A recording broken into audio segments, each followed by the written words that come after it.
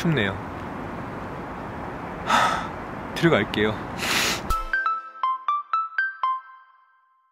안녕하세요, 열스입니다. 캐논의 EOS RP입니다. EOS R의 후속 모델이지만 EOS R보다는 상위 모델은 아닌 좀 더 가볍고 저렴한 입문용 풀플레임 미러리스로 나온 애예요. 제가 요 며칠 동안 굴려보면서 느꼈던 장단점들, 우선 외관부터 이야기해 보도록 할게요.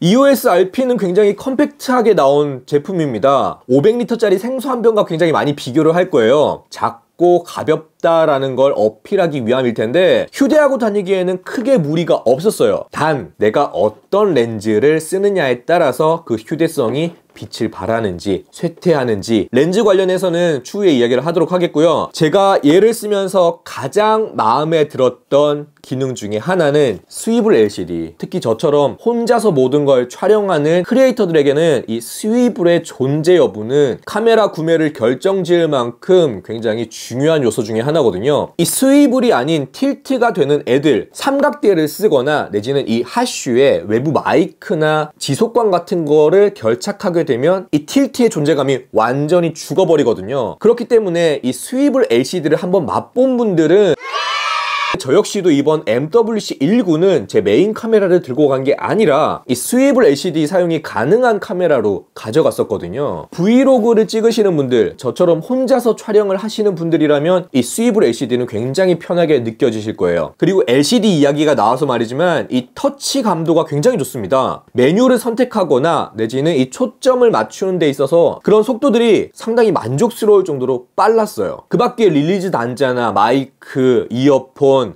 USB-C 타입 포트, 그리고 HDMI 확장성에 있어서도 크게 부족함이 없었어요. 그리고 바디가 컴팩트하다고 해서 모든 남성분들이 이 그립을 했을 때 불편하지 않을까 생각들을 하시는데 상대적으로 좀 손이 작은 편이에요. 자, 이렇게 그립을 했을 때 모든 손가락이 다 들어올 정도로 그립은 안정적인 편이었습니다. 그리고 바디 이야기를 하면 또 빼놓을 수 없는 점, 가격이죠. 풀플레임 치고는 저렴하게 나왔어요. 물론 렌즈야 별개의 문제겠지만 바디 자체의 가격이 저렴하기 때문에 어느 정도 이게 물타기가 해서 이 풀플레임 미러리스의 진입 장벽은 꽤 낮아졌다라고 보시면 될 것 같아요.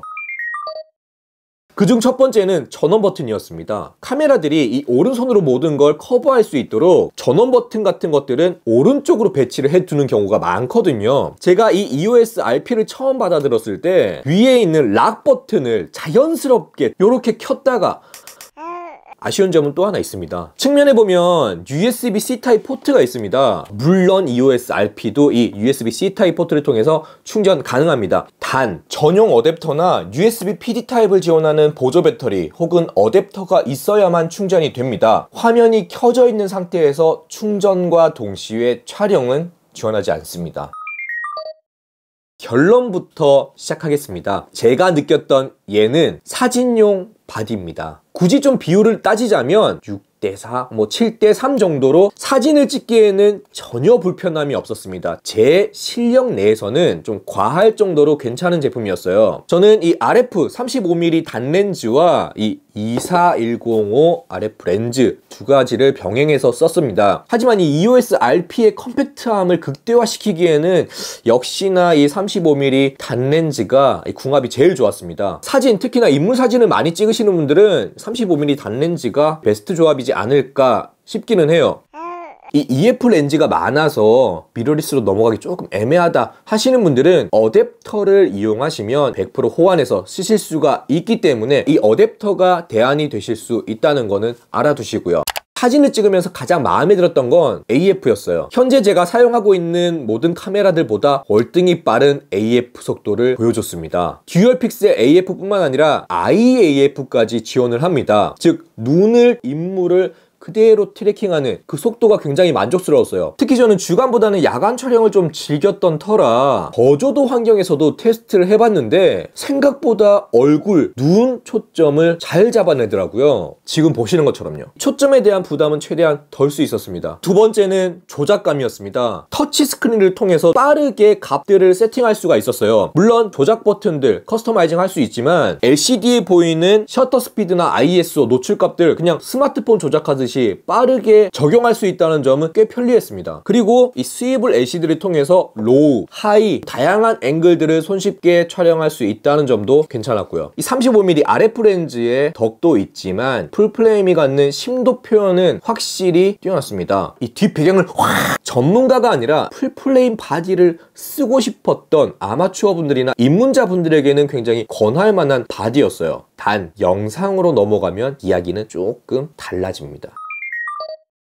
영상 품질에 대해서는 그렇게 꼬집을 부분은 없었어요. 부가적인 기능들이 발목을 좀 4K 해상도까지 지원을 해요. 하지만 프레임에서 선택지가 그리 많지가 않습니다. 4K의 경우에는 24프레임까지만 지원을 합니다. 저 같은 경우에는 보통 4K 30프레임으로 촬영을 한 다음에 풀 HD로 다운스케일링해서 편집을 하는 경우가 많아요. 이유는 아실 거예요. 특정 영역을 잘라내더라도 화질의 손실이 극히 적기 때문인데요. 4K의 24프레임, 이 영화 같은 느낌의 연출을 원하시는 분들이라면 크게 지장은 없지만 30프레임 혹은 4K 60프레임을 기대하셨던 분들에게는 거기까지는 제공하지 않는다라는 거 알아두시고요. 그리고 EOS RP 자체적으로 손떨림 보정 기능을 지원하고 있어요. 이 디지털 IS라고 해서 3단계의 옵션을 제공합니다. 여기에서도 좀 재밌는 게 디지털 IS 기능을 강하게 할수록 점점 더 화면이 크롭됩니다. 브이로그를 촬영하실 때는 어쩔 수 없이 손떨림 보정 기능, 즉 이 디지털 IS를 최대한 강하게 쓰시는 게 안정성에서는 더 낫겠지만 그냥 내가 삼각대를 써서 고정된 스튜디오에서 촬영을 한다라고 하시면 디지털 IS는 해지하신 다음에 화각에서 오는 손실은 막으시는 걸 권장드립니다. 그리고 EOS RP는요 C로그를 지원하지 않습니다. 물론 어떤 분들에게는 이게 불편이나 단점으로 느껴지셨을 거예요. 저 같은 경우에는 로그 값을 한번 건드려 봤다가 어이구 막 제 능력선에서는 이 로그를 건드리는 게 더 시간도 많이 잡아먹을 뿐더러 제대로 된 컬러 값을 못 뽑아내겠더라고요. C로그가 없다고 해서 저한테는 단점이라든지 아쉬운 점은 아니었습니다. 캐논의 베이스 컬러가 워낙 괜찮기 때문에 기본 픽처 스타일이나 노출감만 어느 정도 잡아주셔도 무리가 없으실 거예요. 그리고 또 하나 마이크, EOS RP 자체의 마이크 성능이 꽤 준수한 편이에요. 처음부터 좀 부담스럽게 외장 마이크, 핀 마이크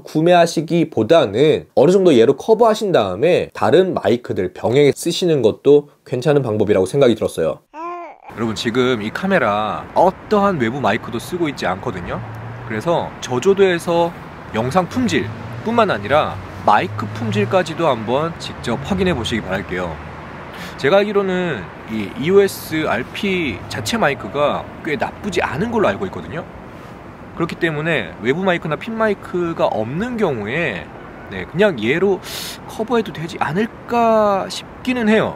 제 사용 환경, 그러니까 이 범주 안에서는 영상 품질이나 성능에서 오는 불편, 불만은 크게 없었던 것 같아요. 정리를 하자면 준 전문가나 아마추어, 사진을 메인으로 하시는 분들에게 굳이 나는 4K나 C로그 같은 것들 필요치 않고 풀 HD 안에서 모든 걸 다 해결한다 하시는 분들에게는 영상용으로도 나쁘지 않은 바디라고 생각했어요. 그런 점들은 참고하시고요. 이 EOS RP 구매에 작게나마 도움되셨으면 하네요. 네, 좋습니다. 오늘은 여기까지 할게요. 영상 함께 해주셔서 감사하고요. 지금까지 더로그 에리스였습니다.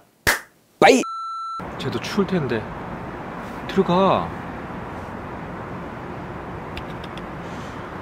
네가 사람보다 낫다. 그래, 나보다 낫다. 넌 짝지라도 있지.